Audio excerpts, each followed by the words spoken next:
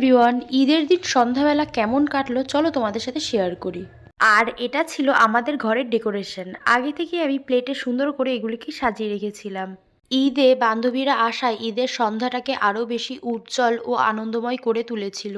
খাবারের মধ্যে প্রথমেই ছিল সেমুই, বাদাম, পাঁপড়, বেগুনি, লাকচা, ঘুগনি আর ছিল কোল্ড ড্রিঙ্কস, যেটা আমি প্রথমেই গ্লাসে ঢেলে চুমুক দিয়ে দিয়েছিলাম। আর ঈদ স্পেশাল আমি বানিয়েছিলাম চিকেন স্যাটে, যেটা বান্ধবীদের সাথে আমিও একটা ট্রাই করে দেখছিলাম। আর ওরা বলছিল যে নাকি খুব টেস্টি হয়েছিল, তাই আমিও লাইভ রিয়াকশন দিচ্ছিলাম। তারপর আমরা একসাথে সবাই বসে খাওয়া দাওয়া করছিলাম, আর ওরা তো আমার মায়ের হাতের রান্নার অনেক প্রশংসা করছিল, স্পেশালি ঘুগনি আর সেমাইটার।